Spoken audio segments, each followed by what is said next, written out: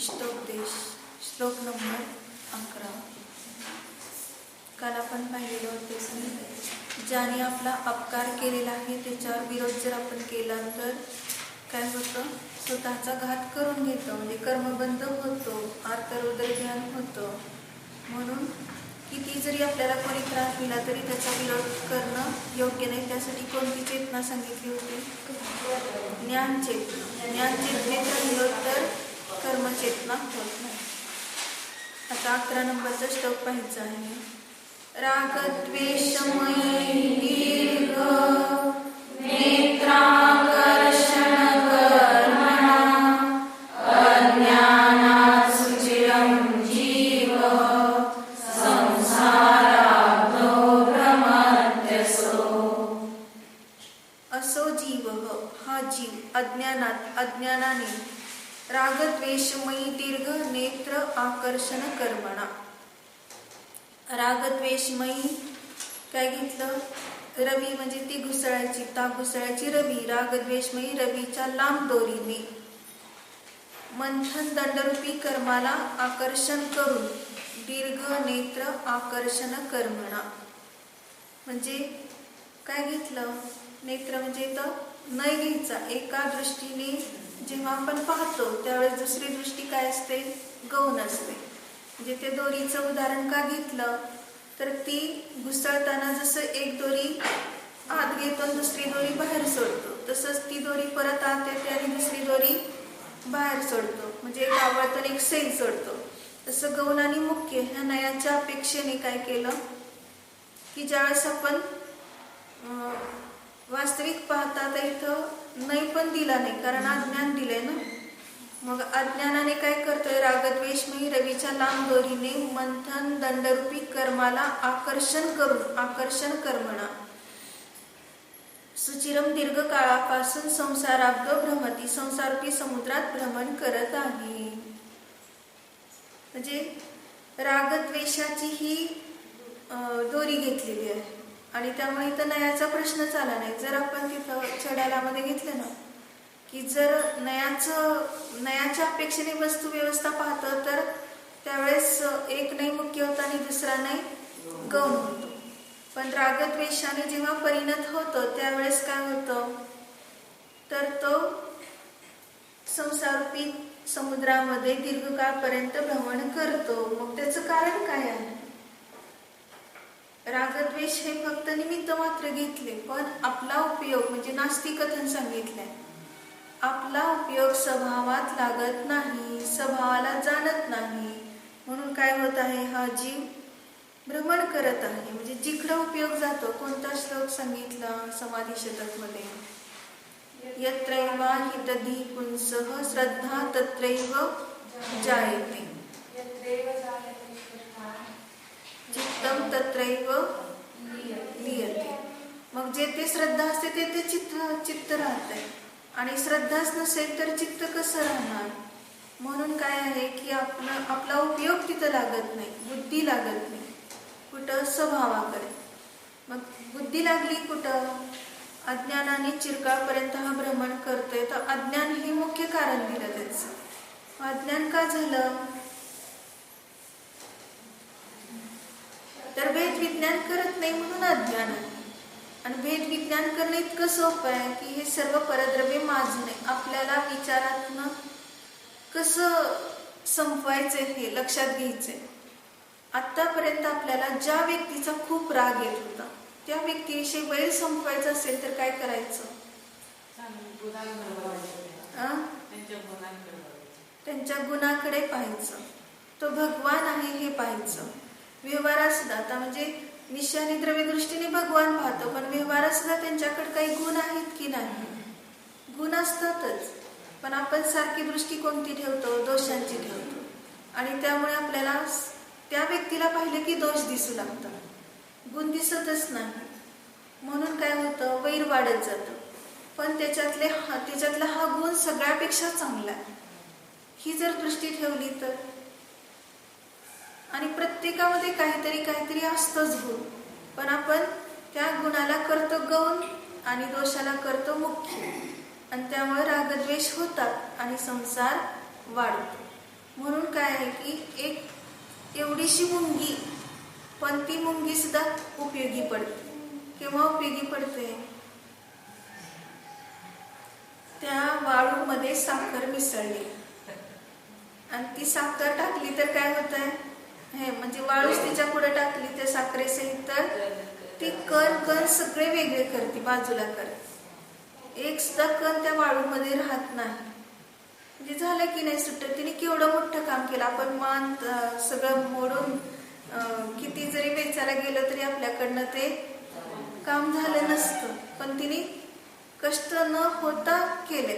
त्याचं कारण काय, तर आता तिकडून पाहिलं तिच्याकडून, तर ती कशामध्ये आसक्त आहे? रसनेंद्रिय, घ्राणेंद्रिय, ती वासने आली तिथं. आणि त्यामुळे पटापट सगळी सेना आणली तिने, एकच नाही मुंगी. सगळ्या मुंग्या मिळून एका मिनिटात काम करतात हे सगळं. मग ते नाही का, जसं चिमणीने काय केलं, ज्यावेळेस मुंग्या झाल्या मुलींच्या शरीरावर, त्या सर्प घातलेला तिथं मुलींच्या श्रीनिकाने, मग तिने काय केलं, खाली साखर टाकली आणि तिथं मुंग्या पटापट उतरून गेल्या शरीरावरच्या. अशा जर काढायला गेलं असतं तर काय झालं असतं,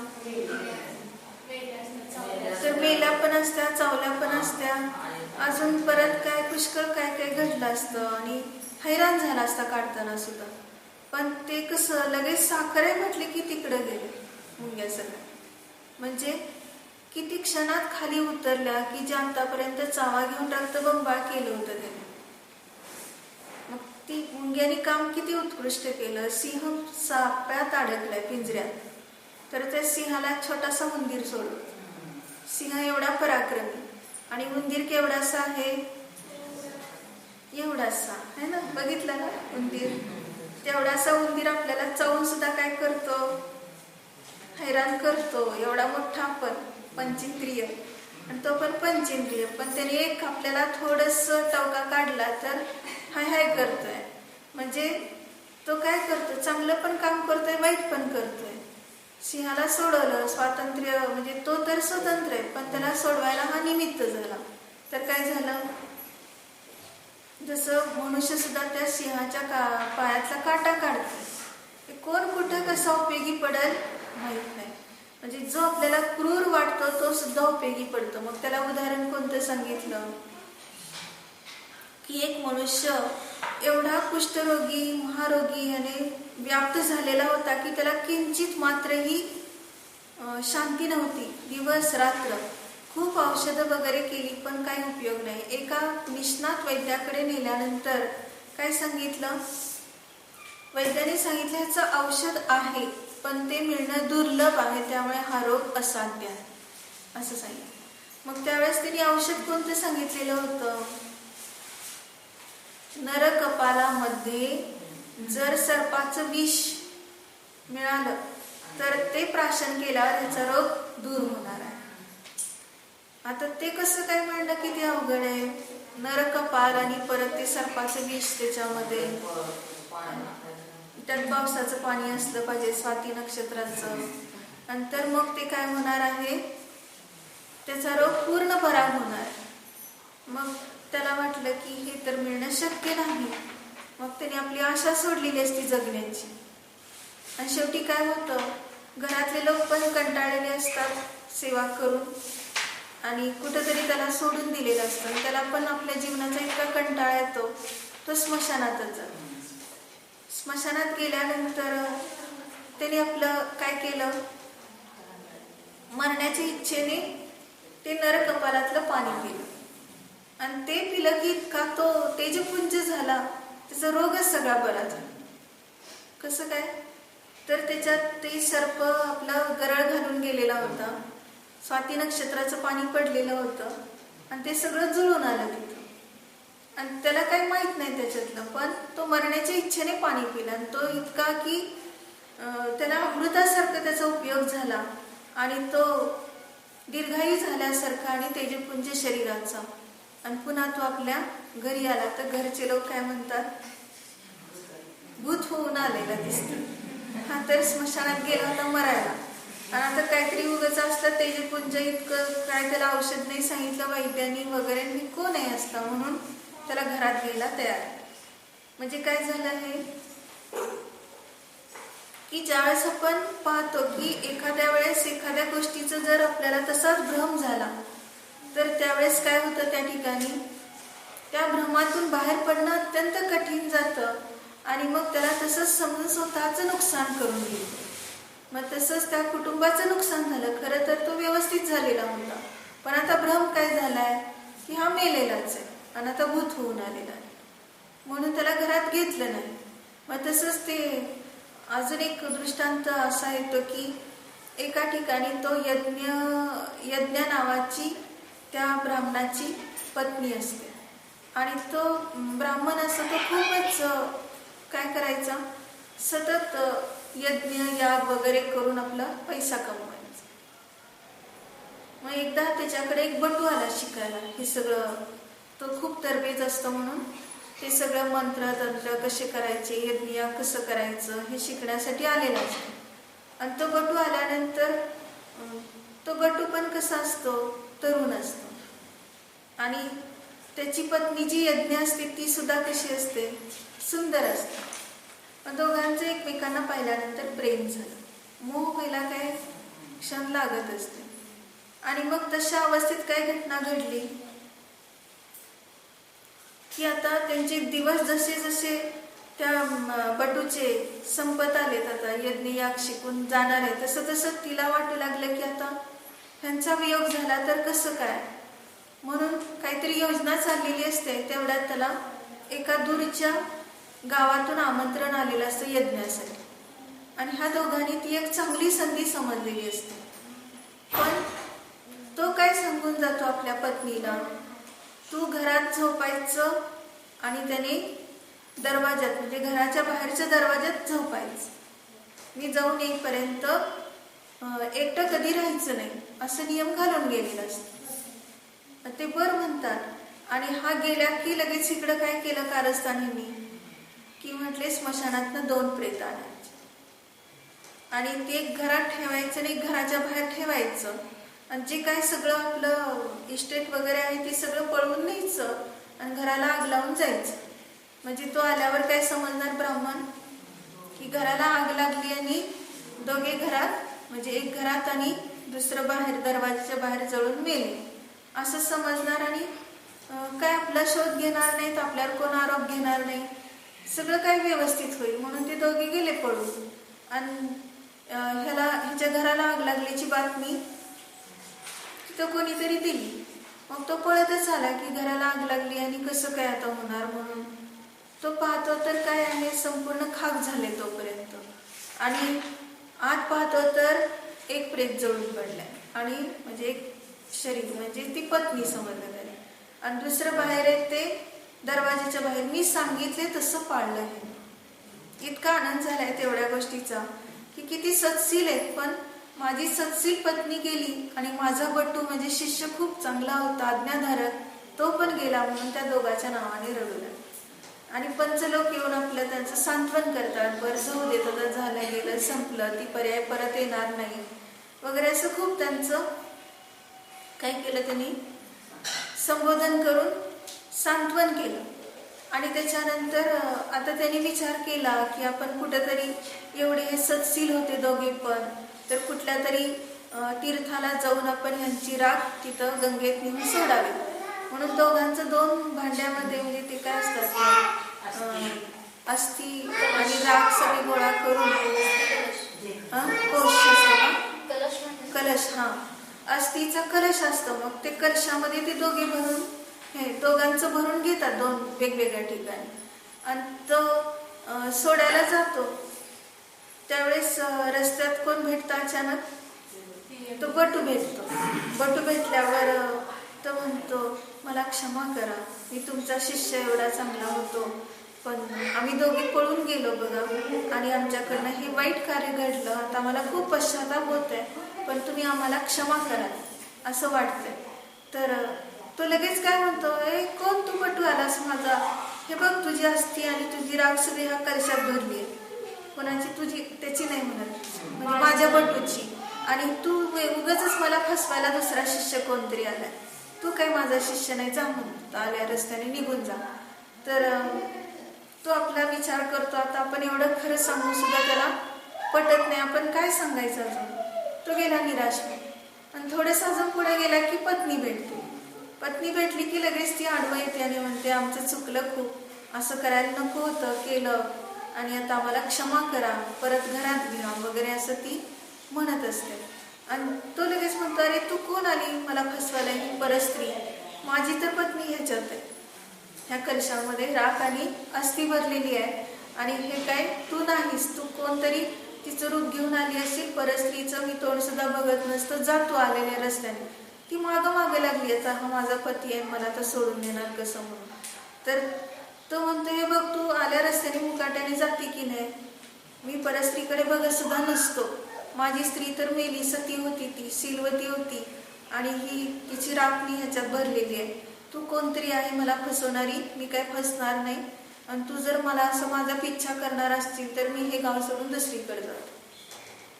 किती भ्रम. आपल्याला ऐकल्यानंतर वाटेल की एवढं सुद्धा ते खरं रूप बघून आपल्याला अजूनही कसं वाटत नाही की हेच ते आहेत आणि हे मात्र अस्थी काहीतरी फसवा असेल, आणि त्यांनी आपलं एवढं खरं सांगतायत, हात जोडून सांगतायत, खरंच आम्ही सांगतोय.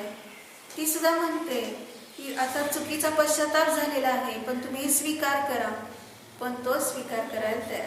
त्याच्याविषयी आपल्याला हा भ्रम झालेला किती हे वाटतं ना, दुःखदायक वाटतं. मग मी त्या श्लोकात सांगितलं अज्ञाना सुचिरम जीव, अज्ञानाने हा भ्रमंती दीर्घकाळपर्यंत करतो रागद्वेषाची संगती करून. मग त्याच्याप्रमाणे त्या ब्राह्मणाप्रमाणेच त्याचा जसा भ्रम संपायला कोणी कारण नाही. त्याचा भ्रम आहे तो आहेच आणि वाढतच गेलेला आहे की मला कोणीतरी उगाचच येऊन भेटतात आणि तुमचं शिष्य तुमची पत्नी असं म्हणतात पण माझी फसवणूक करतात. मग तसं या ठिकाणी आपला आत्माच आपल्याला ओळखू येईल नाही. ते ओळखू नाही आले तर चालतात, पण आत्माच ओळखू आला नाही तर कसं करणार, कसं जगणार आनंदाने. म्हणून आपल्याला प्रत्येक समयामध्ये एक फक्त आत्म्याचीच आता काय केली पाहिजे, आराधना केली पाहिजे, त्याचीच उपासना केली पाहिजे. सांगितलं नाही का श्लोकामध्ये, आत्माच आत्म्याची उपासना करून परोभवती, समाधी शतक मध्ये सांगितलं परमात्मा होतो. मग जसं तो लाकूड, झाडाचं लाकूड असतं ते काय होतं, स्वतःच घर्षण करून अग्निरूप होतं. म्हणजे त्याला अग्नी लावावी लागत नाही, त्याच्यामध्ये अग्नी आहेच, फक्त घर्षण केल्याने ते काय होते, प्रगट होते. मग तसं आपल्यामध्ये शिव आहे पण आपण शव होऊन राहतोय. एका वेलांटीचा फरक. शव म्हणजे प्रेत आणि शिव म्हणजे परमात्मा. मग आपलं स्वरूप शिव असून देखील शवामध्ये राहतोय, शवासारखं जगतोय. म्हणजे आपल्याला असं वाटतंय की मी खूप चांगलं आहे, माझं चांगलं चाललंय. मग कशावरनं चांगलं चाललंय विचारलं आपण, कसं आहे आता, बरं आहे का, हा म्हणतो. आता कानाला चांगलं ऐकायला लागलंय म्हणतो, आता डोळ्यात चांगलं दिसतंय म्हणतो. आणि सगळं काही आमची आता घरातले लोक आमच्या मनासारखं करतात, ऐकतात. काय विचारलं बरं आहे का म्हटलं की याची टपरी सुरू झाली. काय सांगतोय, सगळं शरीराचं सांगतोय, आत्म्याचं काही सांगतच नाही. कारण काय केलीच नाही उपासना आत्म्याची. सगळं केलंय ते शरीरासाठी केलंय. एवढंच नव्हे तर शरीरासाठी कुदेवाचं सुद्धा सेवन केलं. मला लवकर बरं व्हावं त्यांनी मला सांगितले ज्योतिषाने की अमक्या अमक्या देवीचा मंत्र म्हणा, त्यांची पोथी वाचा, मग तुम्हाला बरं होईल, अमक्या ग्रहाची शांती करा. मग तेवढं सगळं आपल्याला कळलंय धर्म तत्व, पण तरी सुद्धा आपण त्या शरीरासाठी काय काय मिथ्यात्व केलं नाही. लोकमुळतेमध्ये सुद्धा किती वाहवत गेलो. म्हणून आपल्याला प्रत्येक समयामध्ये विचार करायचा, शरण फक्त माझा आत्मा आहे, शुद्धोपयोग एव मे शरणम. प्रवचनसारमध्ये सांगितले की नाही, शुद्धोपयोगच मला शरण आहे, दुसरं अन्य कोणी मला शरण नाही. शुद्धोपयोग तर पर्याय असते. मग शुद्धोपयोग ज्याच्या आश्रयाने होतो तर ते कोण आहे, निजध्रुव कारण परमात्मा. म्हणजेच त्याच्या आश्रयाने म्हणजे एक आत्मानुभूती घेतली तर काय होत आहे, कुठेही कोणाकडे आपल्याला याचना करावी लागत नाही, कशासाठीच करावी लागत. ते सहज कसं साध्य होतंय हे आपल्याला कळत सुद्धा नाही. जसं ते सांगितले की नाही की कवीचं साहित्य वाचलं आणि वाचल्यानंतर राजाला वाटलं की ते कवी किती वैरागी असतील, त्यांचं साहित्य एवढं वैराग्याने परिपूर्ण आहे, अगदी वितरागतेचा रस त्याच्यामध्ये भरलेला आहे, मग त्यांचं जीवन सुद्धा वितरागमय असणार म्हणून ते पाहण्याची उत्सुकता झाली. आणि ते कुठं पोहोचले? कवीच्या घरी. समोर पाहताय तर गादी गिरद्या इतक्या आहेत आणि त्याच्यावर एक मनुष्य लोळतो. आणि ते पाहिल्यावर तो काय विचारतोय पहिल्यांदा? ते कवी आहे. हो आहे. काय काम आहे? कुठे आहेत ते? तोच मी. विश्वास वाटत नाही म्हणजे तुमचं साहित्य कुठं आणि तुमचं जीवन कुठं? ज्ञान आणि चारित्र्य याच्यामध्ये खूप मोठा फरक आहे. ज्ञान झालं तसं म्हणून चारित्र्य लगेच तसं येईल असं नाही, पण त्याला तो त्या दृष्टीने पाहत असतो. मग त्यावेळेस त्याने सांगितलं, काय झालं तुम्हाला, ह्याच्यामध्ये काय वावगं वाटतंय? नाही म्हणतात, तुम्ही इतकं भोग विलासामध्ये रमलेला. म्हटले, पुण्याची शिक्षा बघतोय. माझी इच्छा नाही अंतरंगात, श्रद्धा नाही तशी, पण ती माझ्या मागं लागली. मग म्हटले, चला माझ्या बरोबर. मानवानी चालत नेलं तर किती लांब नेलेलं आहे, खूप थकले तरी सुद्धा काय हा म्हणून करत. पण राजालाच नाही आली. मग त्यांनी विचार केला, एक झाड दिसते त्या तिथं विश्रांती घेऊ म्हणून जाईल. ठीक आहे, तुम्ही म्हणाल तसं. म्हटले, आता गावात जाऊन मी काहीतरी आणतो म्हटले, खाद्यपदार्थ, भूक लागली असं. काय नाही, तसं काही मला विकल्प नाही म्हणून सांगितलं. पण राजालाच दया आहे ना. म्हणजे पुण्याची शिक्षा कशी भोगते की त्याची सगळी व्यवस्था करण्यासाठी राजाच उलट काय झाले आता सेवेला तत्पर. पण राजा भोजन सामग्री घेऊन येईपर्यंत एक दुसरा राजा ह्या कवीला भेटायला निघालेला होता. आणि रस्त्यात ह्यांना पाहतो, मी तू कसं काय तुम्ही ह्या स्थितीमध्ये इथं? लगेच त्यांनी त्याला पाहवलं नाही. त्याने आपल्याजवळ जी सामग्री होती ती सगळं तिथं सजवलं, अगदी घरासारखं. पक्वान्नाचं ताट वाढलं, सगळं आणलेलं होतं त्यांनी बरोबर. आणि सेवेला सगळे नोकर चाकर सगळं ठेवलं. आणि हे दुसरा राजा येऊन बघतो तर काय घडलं? मी झाडाखाली झोपलेला आणि परत येईपर्यंत हे सगळं परत ऐश्वर्य, हे कसं काय? मग हेच तर तुम्हाला सांगतोय की पुण्याची शिक्षा मी भोगतो. म्हणजे मला त्यात रस नाही, पण घडतंय असं सगळं. म्हणजे सगळं मिळत जाते, पण मी त्याला काही आपलं समजत नाही. फरक कुठं आहे? समजण्यामध्ये. म्हणून अज्ञानाने कशी आपली भ्रमंती झाली आजपर्यंत, परालाच आपलं समजून ते मिळत नाही म्हणून धडपड करतं. आणि मिळालं तर गर्व मानतं. कर्ता बुद्धी आहे, पण अकर्ता भावाने आपोआप सर्व काय होत आहे? मिळो अथवा न मिळो तिकडे लक्ष नाही, लक्ष आहे स्वभावाकडे. जो स्वभावाला जाणतो तो स्वभावात लक्ष देतो, त्यावेळेस त्याला बाहेरच्या कुठल्याही संयोगामध्ये काही विचारच नाही. आहे की नाही, चांगलं आहे की वाईट आहे, अनुकूल आहे की प्रतिकूल आहे, कुठलंच काही नाही. म्हणून प्रत्येक समयामध्ये कसा विचार केला पाहिजे की मी माझ्या स्वरूपाने परिपूर्ण आहे, मला परद्रव्याच्या परकणाची गरज नाही.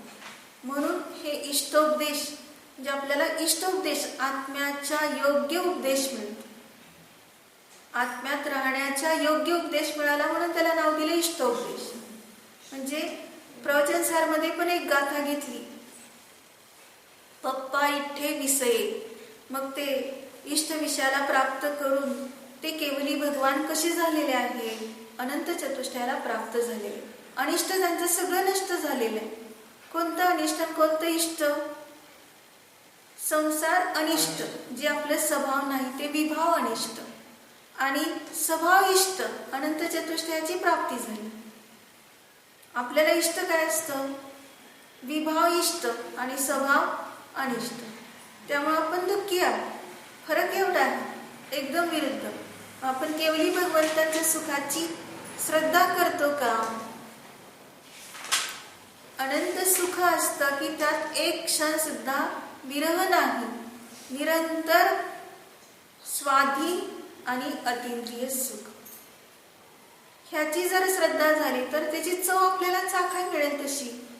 थोडी तरी अल्पांशाने, आणि असं करता करता तो एक दिवस केवली होईल.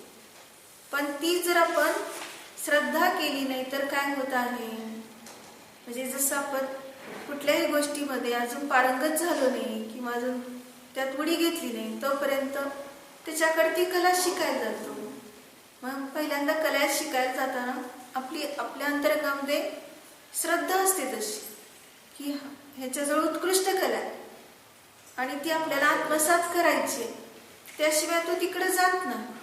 मग भगवंताकडे आम्ही का जातो रोज, तर आपल्या अंतरंगामध्ये श्रद्धा आहे की उत्कृष्ट कला ह्यांच्याजवळ कोणती आहे, तर आत्मिक आनंद भोगण्याची. कधी सुद्धा ते दुःखी होत नाहीत, मला सुद्धा तीच कला पाहिजे. म्हणून त्या विचाराने तो तिथं जातो. मंदिरात जरी ह्या विचाराने गेलो तर आपल्याला काय होणार आहे, आम्ही खरे रसिक झालो. कशाचे? वितरागतेचे. ह्या भावनेने जर मंदिरात गेलो तर वितरागतेचे खरे रसिक झालो. आणि ही भावना सोडून जर आम्ही मंदिरात गेलो तर ती कला आपल्याला प्राप्त होणार नाही, वितरागतेची, अनंत चतुष्टयाची. म्हणून धैर्य धारण करण्याची ही एक गोष्ट क्षणभर धैर्य धारण केलं तर सर्वांना अनुभव येईल. कुठं? सगळीकडे क्षणभर फक्त धैर्य धारण करायचे, वीर्य प्रगट होते. कसं धैर्य धारण करायचं? घरामध्ये गॅस एकदम गेलेला आहे आणि शेगडी पेटवायला तर आपल्याला माहीतच नसते, कोळसा पण नाही. आरडाओरडा करून काही चालणार नाही. आता घरात कोण नाहीये आणून देणार सुद्धा. मग काय करायचं ना? तरी सुद्धा गोंधळच करत राहतो. एक क्षण सुद्धा त्याला धीर नाही. म्हणजे मग तू धीर कसं ठेवायचं? सगळे उपाशी राहतील, लवकर नको का सांगायला? मग काय करायचं त्यावेळेस? धीर धरायचं म्हणजे काय करायचं? आता सांगितलं की नाही, अग्नी कुठून येते? लाकडातून अग्नी कळलंय. मग आता इथं कुठं आपल्याला कोणाला विनंती करायला जायचं? मग आता मला अग्नी कोणती पेटवायची आहे? खरंच सुख प्राप्त करायचंय तर ज्ञानात स्वपरप्रकाशी आहे, जाणलं. एवढी शांती ठेवली, धैर्य धारण केलं आणि तेवढ्यात कोणतरी आपल्या घरात येऊन पाहुणा उतरला आणि तो कुठेतरी यात्रेला गेला तर सगळं त्याच्याजवळ सामग्री होती. आणि झालं, सगळी सामग्री त्यांनी इथं खोलली आणि क्षणात स्वयंपाक झाला. धैर्य धारण करण्याचं फळ मिळालं. म्हणतो असं कुठं होत असते का?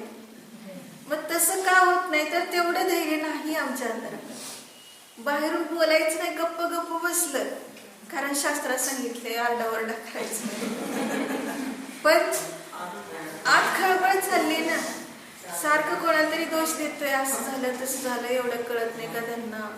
कधी किती केव्हा 8 दिवसापासून सांगितलंय आणि तरी सुद्धा अजून काहीच हालचाल केली नाही. मग असं आज सगळं खळबळ चालली.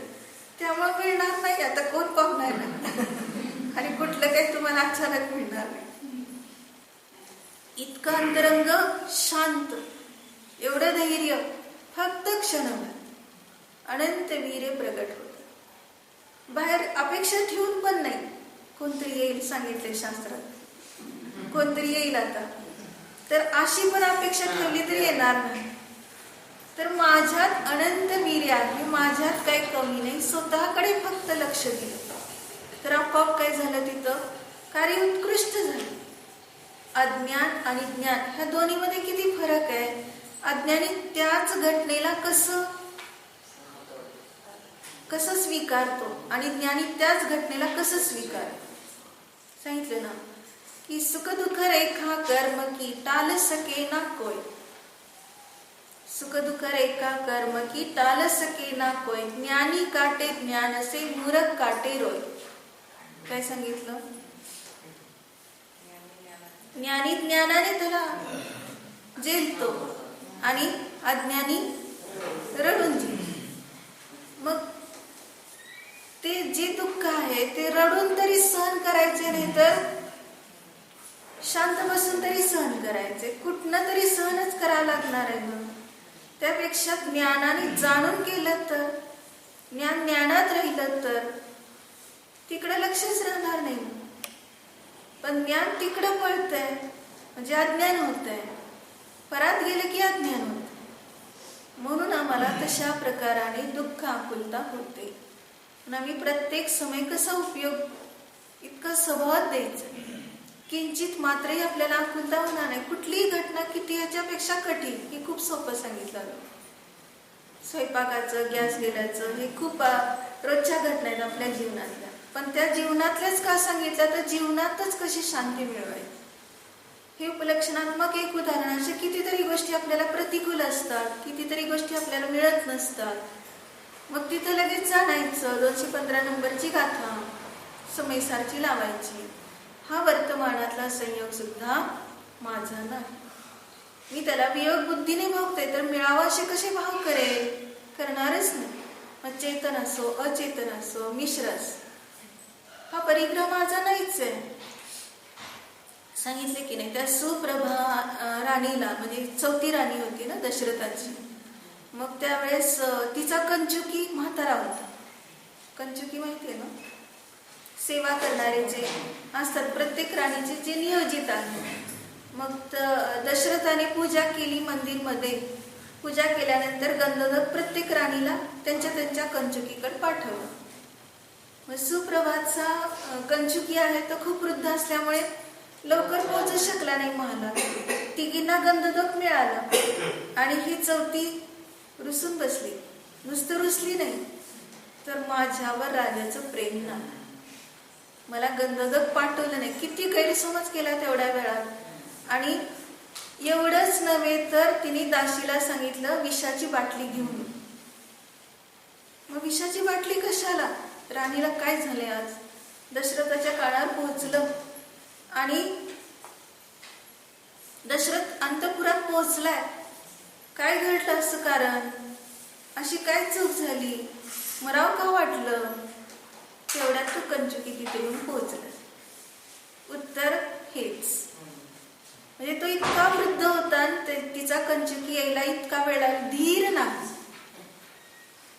काय झालं? अधैर्याने अनर्थ किती झाला की तिचे आज प्राण गेले. दखल घ्यायला कोण नसतं तर संपलं जीवन क्षणभरात अधैर्य धारण कर. आणि कंचुकी तिथं पोहोचल्यावर सगळं कळालं. मग हाच कंचुकी, मग तुला एवढं का घाई झाली होती? पाठवलंच होतं ना. हे सगळं पुढचं आलं. पण आता काय? म्हणजे कुठं आपण कशा प्रकारचे विचार करतो? एवढी मोठी राणी आणि कशासाठी ती प्राण गमवायला लागली होती? गंधोदकावर कुठं प्रेम आहे? गंधोदकावर प्रेम असतं तर प्राण घालवलेच नसते. राजाचं प्रेम मला मिळत नाही. म्हणजे हेच चाललंय अनादी काळापासून. एक कुठं राग द्वेष मत्सर ईर्ष्या करतो. सांगितलं राग द्वेष द्वयी दीर्घ नेत्राकर्षण कर्म. आणि हेच तर चालले ना आमच्या जीवनात. पण हेच आहे. आणि केवळ तेवढ्याने तो दुःखी होतोय. म्हणून माझ्या सर्व काही आहे, मला बाहेरून काहीच नकोय कोणाच. एवढं आपली पक्की श्रद्धा पाहिजे. माझा मी समर्थ आहे, मला कोणाचं प्रेम नको द्वेष नको काहीच नको. कारण का तर हे सर्व मी खेळ खेळलेले आहेत अनादी काळापासून आणि त्यातच काही मिळालेलं नाही. म्हणून तर इथपर्यंत येऊन पोहोचलंय. भाग्याने जैन कुलात आलंय, सद्बोध मिळतंय, मंदिर जवळ आहे, आयतन स्थान आहे. पण अजून आपल्याला पाहिजे तेवढी प्रगती करावी वाटत नाही. अजून काय करावं वाटतं? बाहेरच राहावं वाटतं. बघा तुम्हीच उत्तर. अजून बाजारातच फिरावं वाटतं. 3च्या वेळेस, आपल्या प्रवचनच्या वेळेस, सकाळच्या वेळेस सुद्धा अजून सकाळच्या वेळेस झोपावं वाटतं, लवकर यावं वाटत नाही मंदिरात. म्हणजे रात्री काहीतरी बघत बसणार, वेळ घालवणार आणि सकाळी उशिरा उठणार, सकाळचं बुडवणार प्रवचन. किंमत नाही. एक एक शब्द जिनवानीचे किती महत्वपूर्ण. आणि दुपारी विश्रांती, आणि विश्रांती नसली तर बाजार, आणि बाजार नसलं तर मुलं बाळ. आणि ते नसलं तर टीव्ही आहे तुम्ही सांगा. अजून काय काय असतंय. म्हणजे आपल्याला प्रवचन हे आपल्या दृष्टीत नाही, किंवा आपल्याला देवशास्त्र गुरुचं सानिध्य हे आपल्या दृष्टीत नाही. आणि त्यामुळं काय चालली आपली दुर्दशा चालली. अज्ञानी राहायचं नाही. आता मला प्रत्येक समय ज्ञानात राहायचे. ज्ञानात राहून हे कार्य सहज होणार आहे आणि या अतींद्रिय आनंदाला प्राप्त. कार्य